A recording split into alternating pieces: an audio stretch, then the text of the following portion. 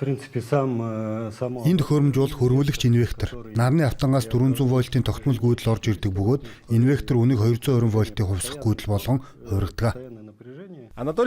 Баргуусын тосгоны оршин суугч Анатолий Вдовенко Брэдийн анхны өдрийн турш нарнаас гаргаа авсан цахилгааныг бүрэн ашигладаг иргэн болсон байна. Харин шөнийн цагаар түүний байшин төвлөрсөн сүлжээнээс эрчим хүч авдаг. Шийдвэр гаргахдаа нэлээд удаан 3 жил орчим бодсон. Судалж уншиж харьцуулсны эцэст 2020 онд нарны хавтан сорилуулахаар шийдсэн. Тэр шийдвэр маань 2020 оны 5 дугаар сард бодит ажил хэрэг болсон доо. Өдрийн нарлаг цаг агаарт нарны хавтан нь энэ айлын хэрэгцээнээс жилийн эрчим хүч үйлдвэрлэдэг байна. Гэхдээ илүүдэл цахилгааныг хадгалах зорилттой тусгай аккумулятор худалдаж авах нь эдийн засгийн хувьд ашиггүй, үнэтэйгээс гадна арчилгаа их шаарддаг байна. Тиймээс Анатолий Чита Энергосбыт компанитай гэрээ байгуулж илүүдэл эрчим хүчээс сүлжээнд нийлүүлдэг болжээ. Би илүүдэл цахилгаанаас сүлжээнд нийлүүлдэг. Тоолор маань 2 чиглэлтэй. Орж гарч буй эрчим хүчийг ялгаж тооцдог. 5 жилийн өмнө Анатолий нарны хавтангуудаа 150 мянган рублээр авч байжээ. Өнөөдөр ийм системийн үн хэд дахин өссөн байна. Нарны автан ашигласнаар энэ хүн мөнгөө хэмнээ зогсохгүй байгаль орчныг хамгаалахад чухал хувь нэмэр оруулж байна. Тусгай аппликейшны мэдээллээр зөвхөн 1 жилийн хугацаанд Анатолий 2 тонн нүүрс хэмжээ. Руслан Хороших, Артем Буинов и Артем Санжиев. Новости дня. Бургузинский район.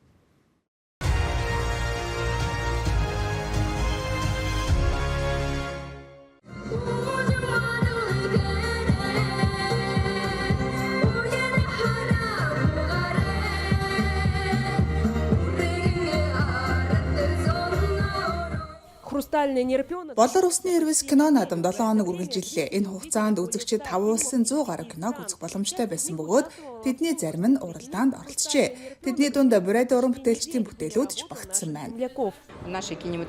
Манай кино бүтээгчид хүндхэн цаг үеийг үл харгалзан кино хийж, бүтээлүүдээ кино наадмуудад танилцуулж хөгжиж байна. Тэд шин санаа, шин хамтрагчдыг эрэлхийлж байгаа нь сайшаалтай.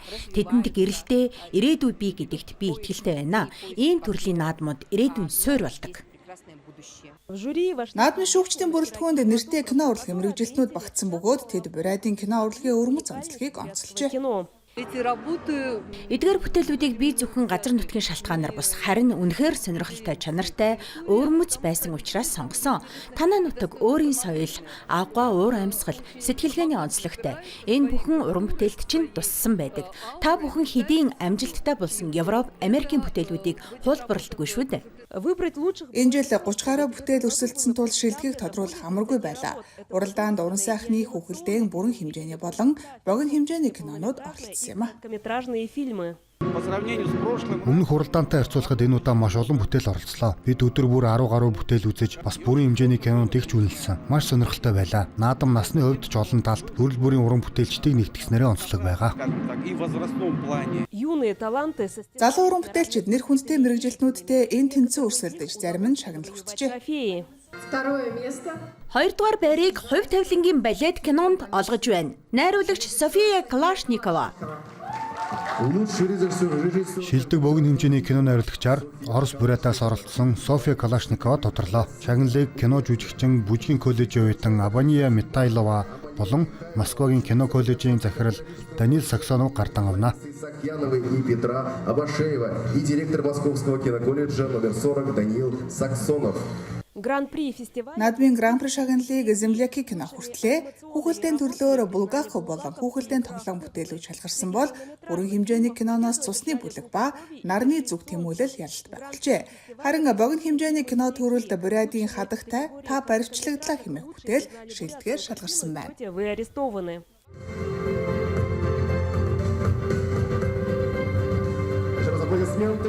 Барууны болон Оросын нэртэй уран бүтээлчдтэй хамт миний нэрийг дуудахад би итгээгүй.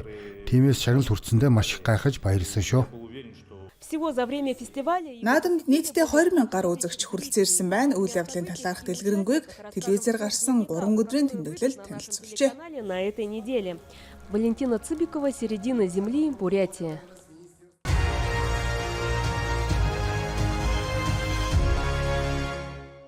Вот они, наездники. Эд бол жинхэнэ хэл хязгааргүй унаачид. Энэ бол 18 настай Никита Девятченко. Тэр багада морин спортоор хичээлж эхэлсэн бөгөөд тэр цагаас хойш адуунд дурлсан гэж ярьдаг. Одоо тэр олон уралдаанд оролцож туршлага хөрвүүлжээ. Түүнтэй хамт Артем Березин байна. Тэд бие биенээ өрсөлдөгч гэж үздэггүй, харин ч үнэн ч найзууд ажээ. Настоящие друзья. Бид морин спорттой хайртай. Энэ спортоор хичээлэх нь морьтой хэрхэн харилцах, удирдах, арчилахыг сурахад дэмтэй юм. Ингэж л сайн бэлтгэж, сайхан амжилт гаргах боломж бүрддэг юм а. Наши герои Манай знают, бааtruуд өөрийн хүч чадлын хязгаарт хүртэл хөдөлмөрлөх ямар байдгийг сайн мэднэ. Тэд бүгд эрүүл мэндийн тодорхой хязгаарлалтайч энэ нь уралдаанд оролцож бүс нутгийнхаа нэр төрийг мандуулахад саадуулдаггүй. 6 тамирчнаас бүрдсэн баг 9 түүхийн хотод болсон тэмцээнээс гайхалтай амжилттай иржээ. Унаачдын амжилтын жагсаалтад 7 алт, 2 мөнгө, 5 хүрэл медаль нэмэгдсэн байна. Тэд Орос улбаны улсын тусгай олимпийн спорт наадамд оролцсон бөгөөд 22 мужийн 102 тамирчин шилдэгийн төлөө өрсөлдөжээ. Хамгийн хэцүү нь уяачид өөрийн морьтой биш, зохион байгуулагч байгууллагаас гаргасан мориор уралддаг. Тиймээс богино хугацаанд мориндоо итгэдэг, мориныхаа итгэлийг олох шаардлагатай болдог. фонд Тихомировых не просто... Тихомировын сан инклюзив спортыг дэмжиж зогсохгүй энэ чиглэлийг идэвхтэй хөгжүүлж байна. Ингэснээр хөгжлийн бэрхшээлтэй хүн бүр өөрийн чадвар тохирсон спортын төрлийг хөгжүүлэх боломжтой болох нэ. Одоогоор манай тамирчид сайн гавьяаны амралтаа эдэлж байна. Гэсэн ч бэлтгэл зогсохгүй дараагийн улирал 2026 оны хавар эхэлнэ. году. Дарья Пастушенко, Иван Прокудин. Специально для программы «Новости».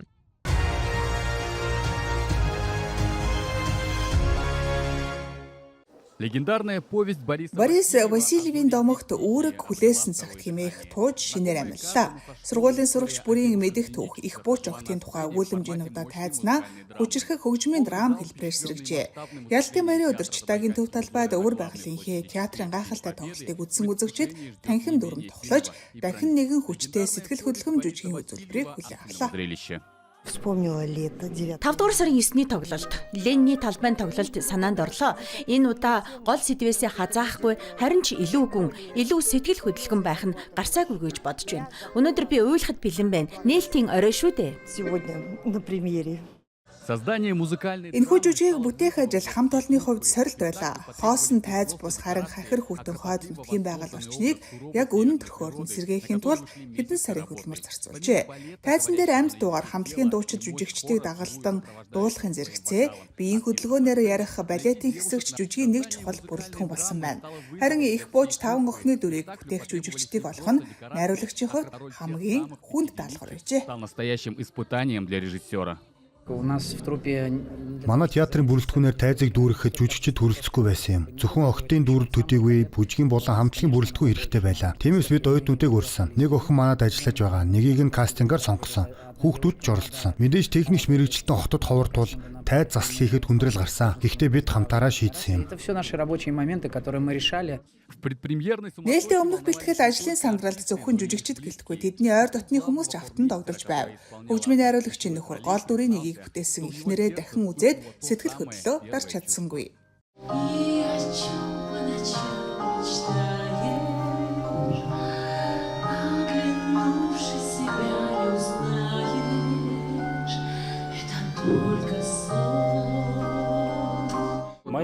Эхнэр гол дүр тоглож байна. Тайзан дээр дахин хараад дахиад л дурчлаа шүү.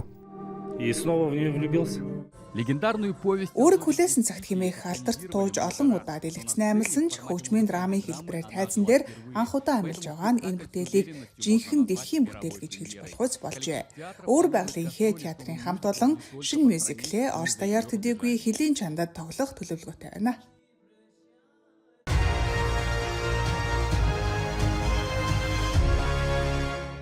Өчигдөр Сулуус сургалтын полигон дээр байлдааны мэрэгэн буудлагын тэмцээн явагдаж, өнөөдөр санаанд оромгүй зочид иржээ. Алс орнуудын бүсийн муж хязгааруудын удирдагчид өөрсдийн мэрэгэн буудлагын чадварыг сорихоор галын шугамд гарч ирлээ. Буудлагаасаа өмнө тэд онлайн товч сургалтанд хамраглаа. Үүний дараа 15 хүн дадлага хийж туршлага баттгсан байна. Сонгон шалгаруулалтын шатанд оролцогчид 600 метрийн зайд байгаа байг он чадвал дараагийн шатанд оролцох хэрэгтэй болно. Захирагч бүр үүргээ амжилттай биелүүлсэн юм а. Бид ер нь 600 метрээс бууддаггүй юм. Энд полигон дээр арай хол зайд бууддаг. Тийм болохоор сонирн байлаа. Эхний 2 сум яг нэг цэгт орсон. Дараа нь салхи зүүн тийш өөрчлөгдсөн учраас чиглэлээ өөрчилж буудсан. Онсон. Манай полигоны онцлог нь энэ юм. Салхи байнга өөрчлөгддөг, тэрийг нь мэдэрч буудах хэрэгтэй. Гол өрсөлдөөн сонгон шалгаруулалтын дараа эхэлсэн 2 дахь шатанд оролцогчдод 5 минут 6 сум өгч тогтмол бай биш харин өөрөө сонгосон зайд буудах боломж олгожээ. Хамгийн хол зайд оноо авч чадсан хүн бол дислэгч генерал Михаил Масульев юм. Тэр 1500 метрийн байг онжээ. Харин бүс нутгийн удирдагчдын дундаас хамгийн мэрэгэн буудагчаар Еврейн автономт мужийн шин захирагч Мария Костюк тодорсон байна.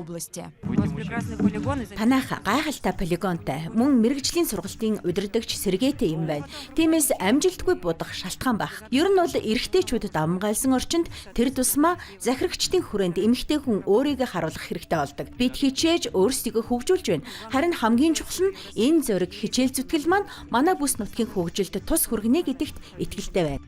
Захирагчид зөвхөн тэмцээнд оролцож зогсохгүй, Сулуус полигоны дэд бүтэц боломжийг үнэллээ.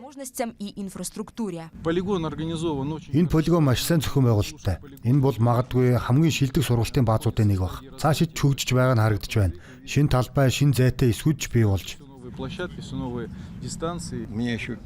Намайг энд ажиллаж буй сургагч багш нар хамгийн ихээр гайхшрууллаа. Тэд үнэхээр өндөр ур чадвартай мэргэжлэнүүд юм байна. Зөвлөгөөгч туслахтаач гаргууд юм байна. Полигон дээр зөвхөн сургалт тэмцээн явагдаа зогссонгүй. Юрий Трутневын тэргүүлсэн Алс орнын холбооны зөвлөлийн хуралч мөн энд болж бүс нутгуудад явагдаж байгаа сэргээн босгалтын ажлын явцыг хэлэлцлээ. Ржана Гармаева, Станислав Потапов, Якутск.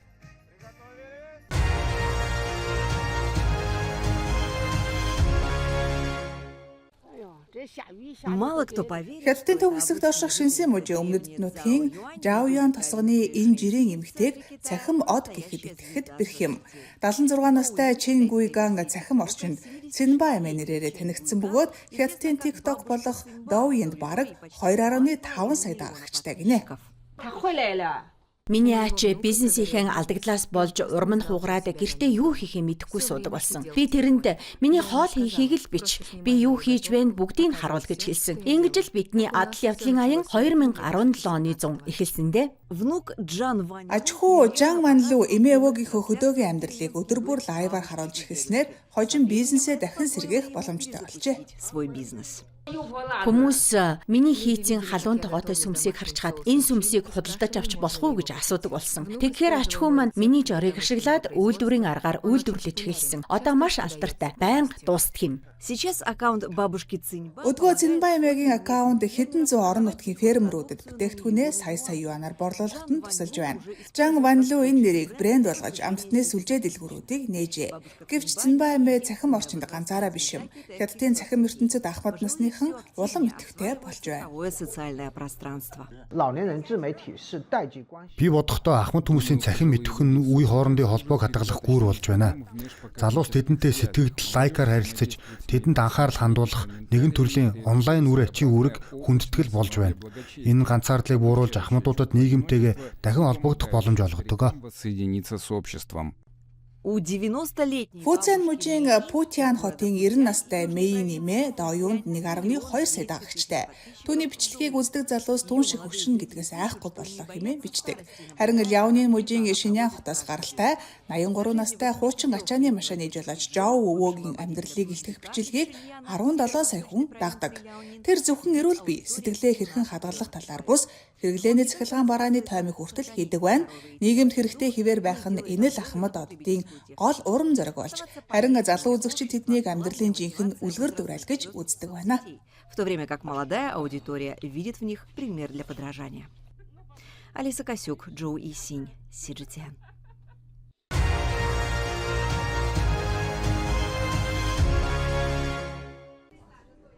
Спорт худлын мэргэжлийн худалдаа авагч Клаудио де Бир Дубайгаас Шанхай хотод иржээ.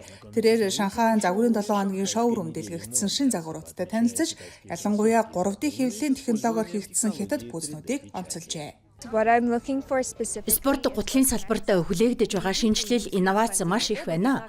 Би хэл хязгаарыг тэлэх шийдлүүдийг хайж байгаа. 3D хэвлэл нь байгаль орчны нөхцөл, тав дух, бас дизайны талаас хэрхэн хөгжихийг сонирхож байна. Тиймээс энэ брэнд надад маш сонирхолтой санагдлаа. Так что этот бренд мне очень интересен. Олон улсын хувцас үйлдвэрлэгчид Шанхай загварын 7 хоногийг шинэ цуглуулга танилцуулах гол арга хэмжээ болгон ашиглаж байна. Энэ Швейцарын брэнд дөнгөж 1 сарын өмнө үүсгэн байгуулагдсаажээ. Тансаг байдал болон нарийн детальд анхаарах хандлага Хятадд маш өндөр үнэлэгддэг. Бид хүмүүс шинэ брэнд, шинэ ойлголт, шинэлэг зүйл хайх дуртай гэдэгт итгэдэг юм. Тиймээс л бид Хятадд ирлээ. Энэ жилийн Шанхай загварын 7 хоног албан ёсоор 10 дугаар сар 9-нд нэгдэж, хот даяар тайз болон шоурумд үзүүлбэрүүд болж байна. Ойрхот орнууд Европоос гадна зүүн өмнөд Аз, Япон, Солонгосын компаниуд оролцож байгаа бөгөөд нийт оролцогчдын тал хувийг олон улсын брэндүүд эзэлж байна. Чэнтун, Сергей Петров, CGTN.